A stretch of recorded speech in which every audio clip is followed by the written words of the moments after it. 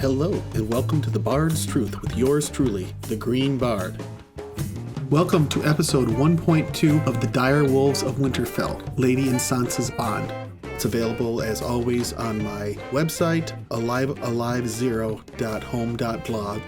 Part 2, Greywind and Robb's story. Part 3, Nymeria and Arya's story. Part 4, Summer and Bran's story. Part 5, Shaggy Dog and Rickon's story, and Part 6, Ghost and Jon's story, are also available on the blog and will be coming to this podcast and channel. Here we'll discuss the impact of Lady's death on the Starks, and Sansa in particular, throughout the rest of A Game of Thrones.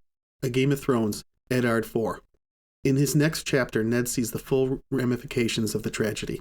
Ned is filled with rage over the whole affair.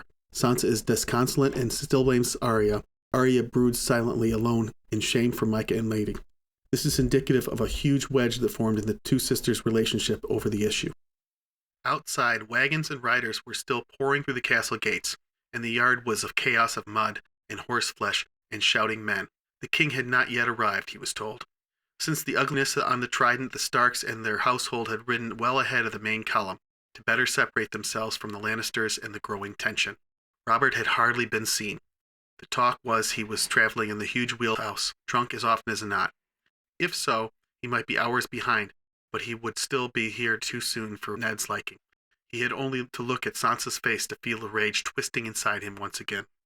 The last fortnight of their journey had been a misery. Sansa blamed Arya and told her that it should have been Nymeria who died, and Arya was lost after she heard what had happened to her butcher's boy. Sansa cried herself to sleep.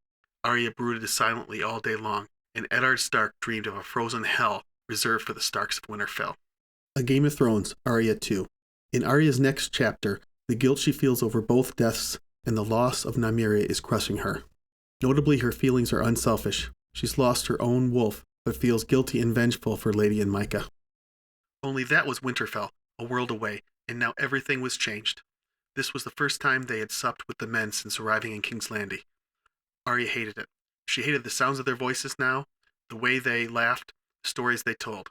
They had been her friends. She had felt safe around them, but now she knew that was a lie. They'd let the queen kill Lady. That was horrible enough. But then the hound found Mycah. Jane Poole had told Arya that he'd cut him up in so many pieces that they'd given him back to the butcher in a bag. And at first the poor man had thought it was a pig they'd slaughtered. And no one had raised a voice or drawn a blade or anything. Not Harwin, who had always talked so bold, or Alan, who was going to be a knight, or Jory, who was the captain of the guard. Not even her father. Arya correctly places the responsibility for Lady's death on Queen Cersei.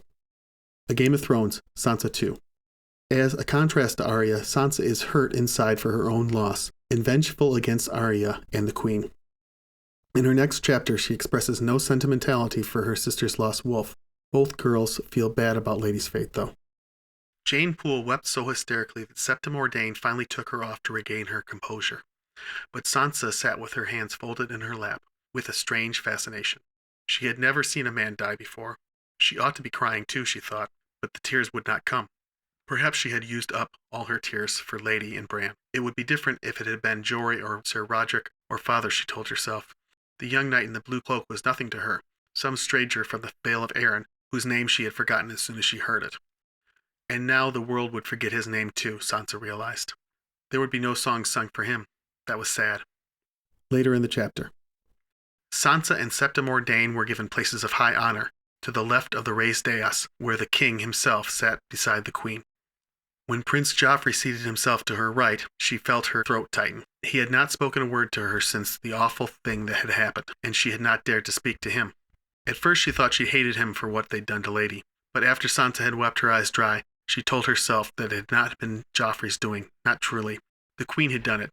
She was the one to hate, her and Arya. Nothing bad would have happened except for Arya. She could not hate Joffrey tonight. He was too beautiful to hate.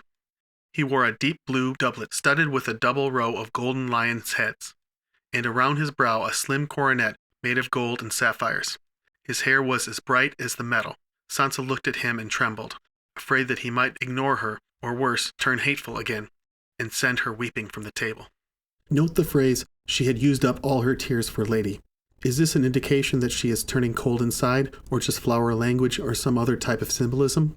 She also doesn't blame Joffrey, the bully who started the whole incident. Queerly, she is afraid of him, recognizing that he could turn hateful, but goes on admiring him nonetheless.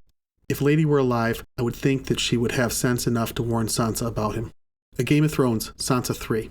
In her next chapter, Sansa's coldness to Arya turns dark in a striking way as she wishes her sister dead. Is this just a reflection of grief, or is something irreparably broken between them? While she mourns Lady, Sansa still expresses no regret for Nymeria being lost. "You have juice on your face, your grace," Arya said. It was running down her nose and stinging her eyes. Sansa wiped it away with a napkin. When she saw what the fruit in her lap had done to her beautiful ivory silk dress, she shrieked again. "You're horrible!" she screamed at her sister. "They should have killed you instead of Lady!"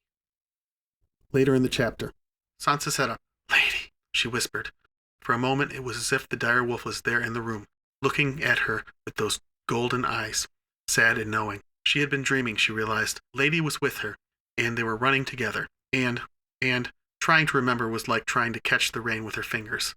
Dream faded, and Lady was dead again. Sansa never has a wolf dream as we've come to know them from Bran, Jon, and Arya, but that dream is a reminder that their bond was strong, even in its infancy. Could this be an echo of a small piece of Lady's soul that Sansa still holds inside herself? Lady, overshadowed at the end of A Game of Thrones by Ned's imprisonment and death, doesn't come up again in Sansa's POV until A Clash of Kings.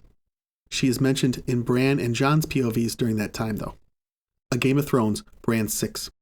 In a letter home, Sansa again spares no thought for her sister, but Bran points directly to her loss of Lady as a reason. His insight is true in at least two ways. Lady being gone serves to disconnect her telepathically from the pack, and Lady's death was the wedge that had metaphorically separated the two girls. Bran also recalls the scene when the remaining wolves howled as Lady's bones return. This is the first hint we get that the wolves are telepathically linked. We explore this link throughout these essays. King Robert is dead, and Mother and I are summoned to the Red Keep to swear fealty to Joffrey.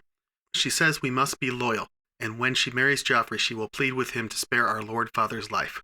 His fingers close into a fist, crushing Sansa's letter between them. And she says nothing of Arya. Nothing, not so much as a word. Damn her! What's wrong with the girl? Bran felt all cold inside. She lost her wolf, he said, weakly, remembering the day when 4 of Father's guardsmen had returned from the south with Lady's bones.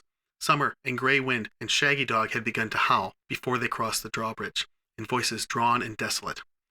Beneath the shadow of the first keep was an ancient lich yard, its headstones spotted with pale lichen, where the old kings of winter had laid their faithful servants. It was there they buried Lady, while her brothers stalked between the graves like restless shadows. She had gone south, and only her bones had returned. A Game of Thrones, Jon VII. Jon, by contrast, is just concerned for his sisters and father.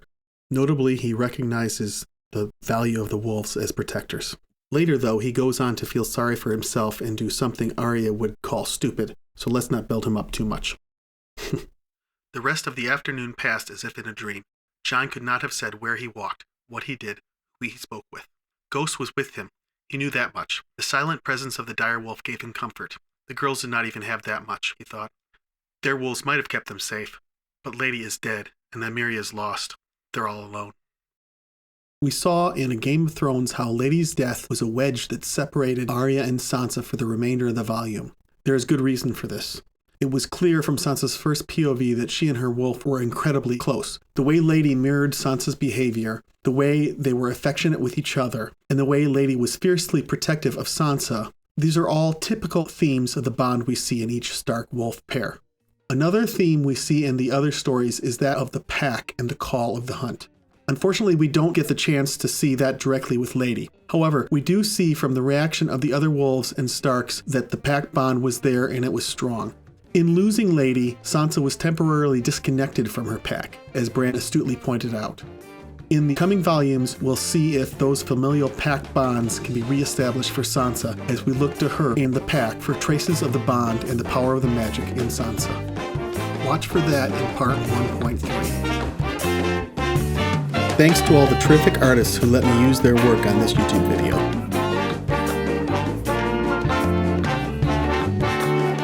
If you enjoy this content, you can also consider supporting us on Patreon.